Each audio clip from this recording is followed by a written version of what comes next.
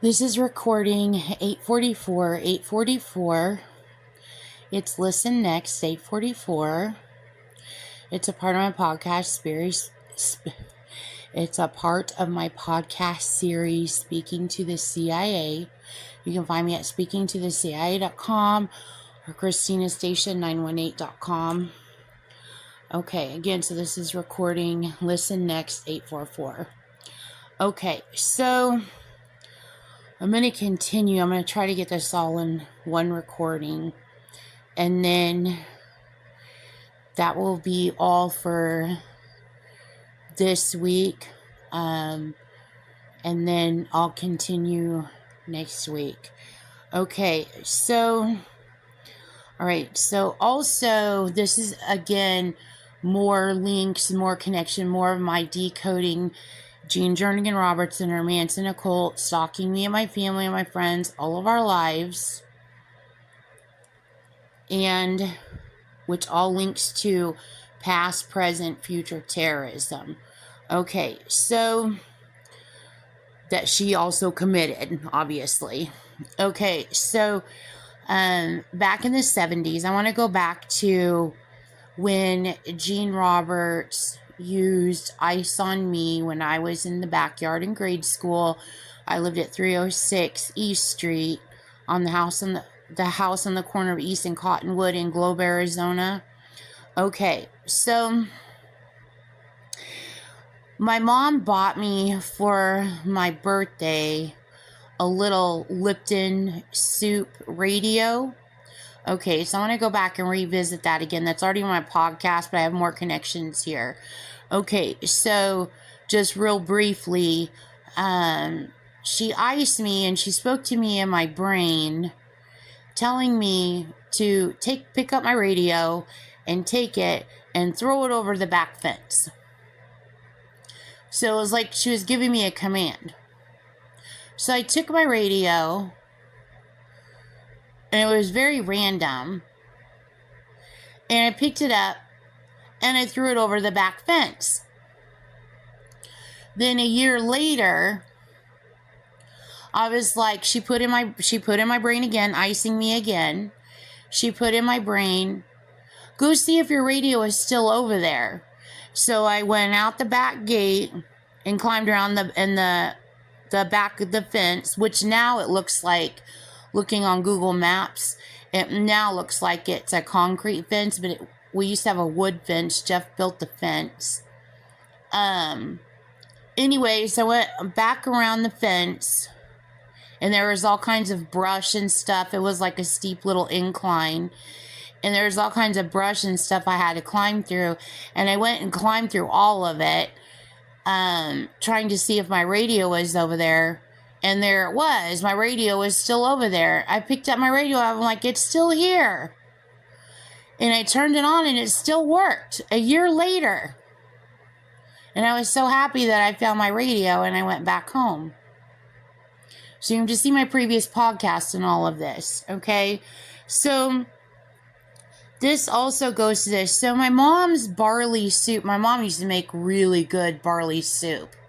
Okay, so that goes to this incident, okay? Because barley soup and then Lipton soup, okay? And then you have barley she's using, not my mom, Jean Jernigan Roberts, icing my mom. She's using Barker Ranch. Okay, and then BL, she's using bile. She's using liver bile. She's autographing her icing me and my mom using her Charles Manson signature. As you know, the Beatles were from Liverpool, England. Okay, so anyway, so this goes to that. Now, another time that this happened to me, she did this to me again, ice raping me again. This time in high school, I was at Apache Lake, okay? And I lost my sunglasses. There's a specific kind of sunglasses. Everybody was wearing Ray-Bans, but there was this other specific style of sunglasses that were really, really popular. And they were my favorite style. And I lost my sunglasses in the lake. Okay.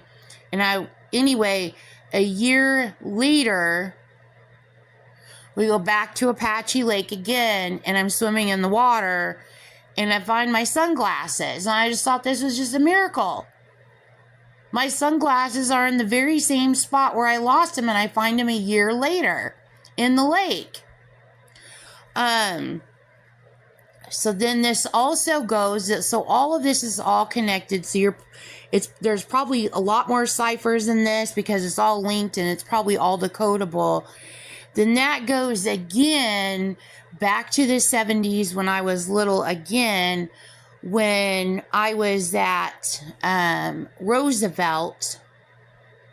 And I was either at Lake Roosevelt or Lake Powell. I think I was at Lake Roosevelt because it was before my parents started going to Lake Powell. And I stepped on the beer can, the rusted beer can, or the beer can, and then I got the tetanus shot, the stitches in the tetanus shot.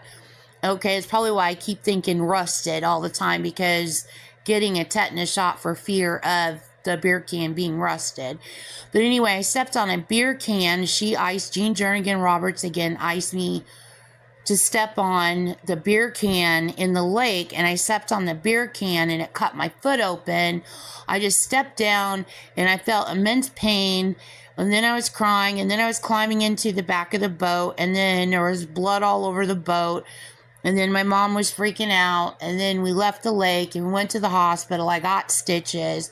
For the longest time I had a scar on the bottom of my right foot, and sometimes I can still kind of see it, but it's barely visible. But there's been a scar there in the center of my foot, and I was screaming and crying. I saw that needle going, and they were telling me that they had to put the needle in my cut in order to numb my foot, in order to put the stitches in, and I was terrified because the needle was going in the cut. So it's an open wound, and then she's stabbing my wound again. So I'm screaming and crying. So now, all of that is significant because of what Jean is bragging about, what she's doing in history, she's about to do again for crimes she's committed in history. And then she's going to rip them open again because I'm going to find out, I'm going to decode it. I'm going to turn her in again, and it's going to cause double the pain to people, and then she's going to silence people, and then she's going to lie to people, which is causing even more pain. So it's pain on top of pain on top of pain. So again, this also connects to when I was at Roosevelt Lake and the orange snake slithered over my right foot. Okay, so again, she iced the snake, she iced me. And all I remember seeing, and it's still in my brain, and I decoded a bunch from this, and I know it's signs of future snake terrorism, which we were already experiencing, but in very small ways, like with her ice raping the rattlesnake to go on my back porch on 11th Street, the first house we lived at in Globe, and then icing that snake. Anyway, and then it goes on and on and on. Like, her icing a snake underneath my apartment when I was pregnant with Anthony, and when I woke up and the couch was shaking and everything, there was a snake underneath our apartment. So, anyway, it also might be when, I don't know for a fact, but it also might be, I was living in North Chicago, and my dad sent me to Arizona for the summer, and I was staying at my mom's best friend's house, and her name was Patsy, and I was staying at her mom's house. So it was her mom's house, and then her son or her grandson lived there too. His name was Michael. I'm sorry, I was trying to control my speech. And he was really big into Metallica. I remember that. He was a headbanger. But anyway, there was an earthquake in California. And I remember the floor, I was laying on the floor watching TV, and I remember the floor shaking where I was in Phoenix, okay? And I was like, can I feel that? Is it possible to feel an earthquake that's happening in California, in Phoenix? Could the earthquake be that big? So that could have been a snake underneath me at that time too, moving the house. Because the whole floor went. So I don't know if that's literally earthquake that I felt or if that was a snake.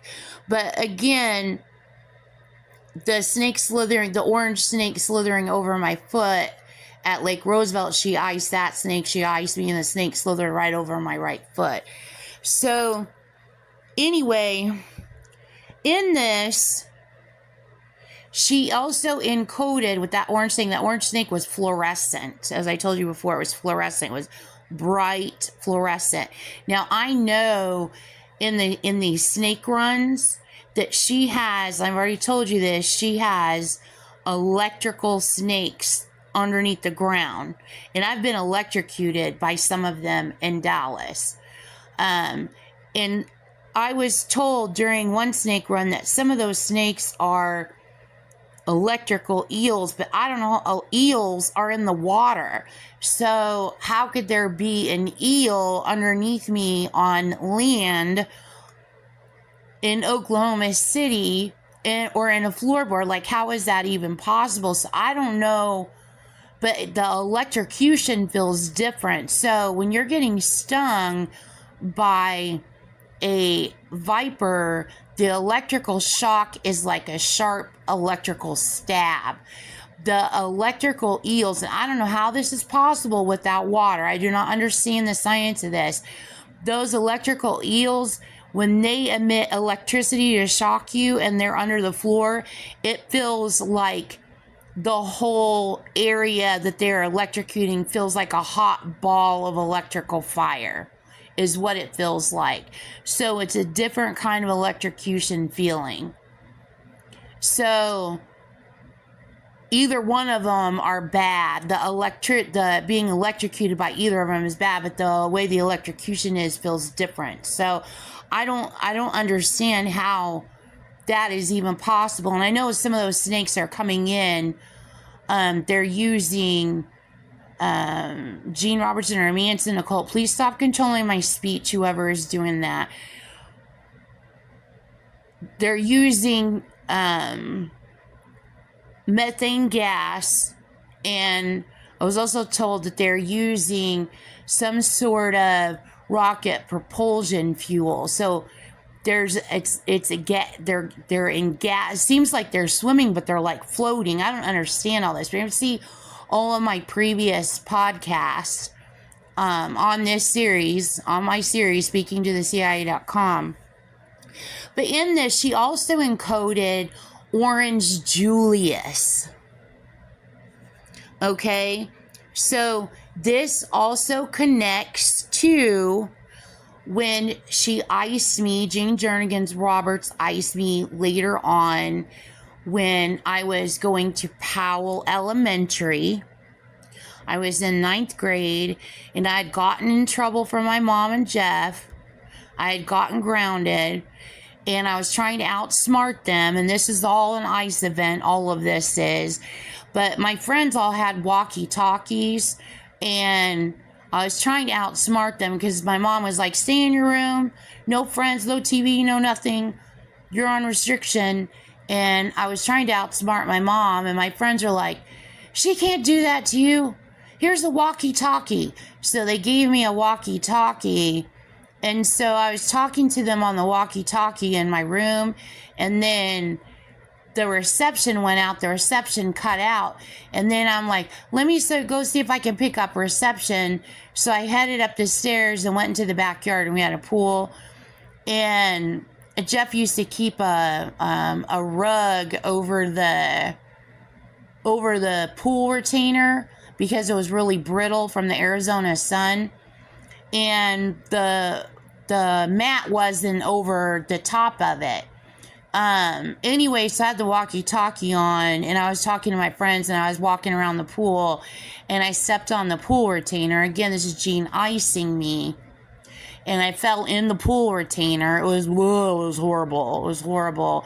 Anyway, it gouged out a part of my leg, my right leg. There's literally a hole in my leg. It literally took bone out of my leg. Still to this day, there's a dent in my leg. And my mom, I was like, do I need to go to the doctor? My mom's like, no, you're going to be fine. Just brush it off. So anyway, there's literally like a hole carved in my leg. Okay. So I decoded all of this whole event out. This is the ice event. I decoded all of this out.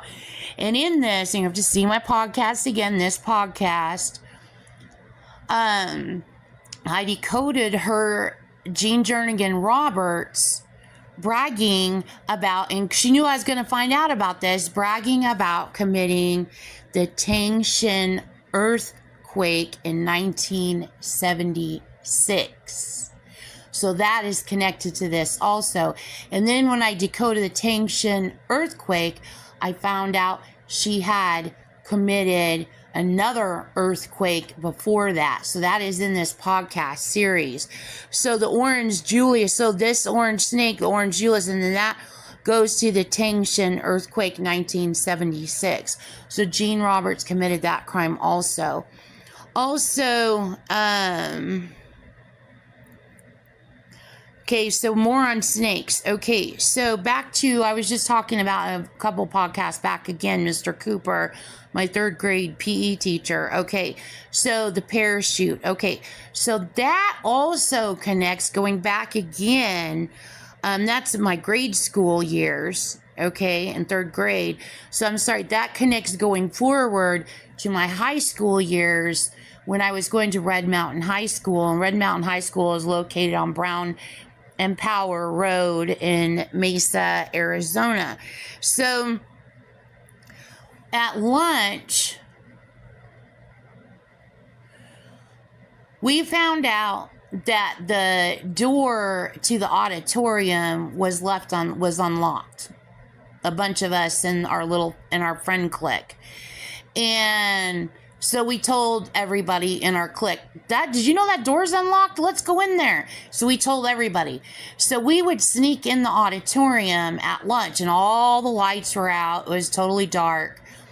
And we would sneak in there, and we would climb the heck all over everything. We would climb all over everything. We were all over the place. Anyway, there was an orchestra pit where the orchestra plays in front before the chairs, and there was a net that was suspended or latched between the stage and the chairs that covered the orchestra pit, okay? And it was like a knotted net. And so we were jumping on the net. We would go in there at lunch all the time, all of us. We would, Mario too, all of us, we would go in there and jump around on that net like it was a trampoline. We jumped on it all the time, okay? Now, from this memory, I decoded Jean Roberts and her Manson cult. This is a sign of future snake terrorism. And her having snake pits everywhere, and I've decoded a ton of this. This is a part of it. Her having snake pits everywhere underground in the United States of America, and some of these are on erosion timers, okay? So they've got timers set to them, so when they erode, the nets, I guess they're built around nets, and the nets erode, and then the snakes escape the snake pit, and then the snakes go up above ground. So anyway, so I've already got this in my podcast, but this is more to this because the bean bags on the parachute, us doing the bean bags on the parachute in third grade, goes to even that Cooper, and then the netted, the orchestra pit net, is like, it's like gigantic squares, like a woven square net. Okay, so it looks like chicken wire, but it's rope. It's black rope, and it's netted, and it was over the pit. Okay, so Anyway, so not only all of that you guys already know is CIA, but also more erosion because the bean bags, if you take the bean bags falling through the squares of the net, that's showing land erosion. So it's not just snake pit erosion, but it's a land erosion also. And then also in that, again, propulsion. So there is that. And then the next thing is my favorite flavors. Anything that's my favorite, Jean uses to commit terrorism with. So again, I make you aware, so you know if there's crimes out there that she's committed. This is one of Christina's favorites. She probably used it. She's committing terrorism with it. So you guys know my favorite flavor is raspberry. I always joke around because people use an artificial flavoring. The raspberry color is blue, and I always go, my favorite flavor is blue. You're going to have to see all code on blue also, okay? Raspberry is my favorite flavor. It's always been my favorite flavor. It's from my grandma, from picking raspberries with her out in the fields in the White Mountains. She used to pick mushrooms, and she used to go raspberry picking, and she would make homemade preserves. She made the best. And when I was little in grade school, that's what we had for jams and jellies, was my grandma Wilson's homemade jams and jellies. So anyway, my other favorite flavors these are my 3 favorite flavors: watermelon, apricot, and raspberry. Look at the initials. And my favorite flavor, watermelon, that comes from my mom. And my favorite flavors, apricot and raspberry, that comes from my grandma. Look at the initials, WAR, war. And then look at the initials, my mom and grandma, GM, game, war, games. And those are my favorite flavors in the world. Again, I've been stalked all of my life by Jean Roberts and her Manson, Nicole. I don't change who I am except to make myself better, but I am not going to ever stop cherishing or loving, just like I would never, everything that I've grown up and loved that makes me me, and everybody I cherish and adore and respect and love, like I keep my life intact, just like my boys do. We keep what we love intact. Just because you are guilty, Jean Jernigan Roberts, of stalking me and my family doesn't mean that our life changes. What happens is you get turned in, Jean Roberts, continually until you're arrested. So that is the end of this recording.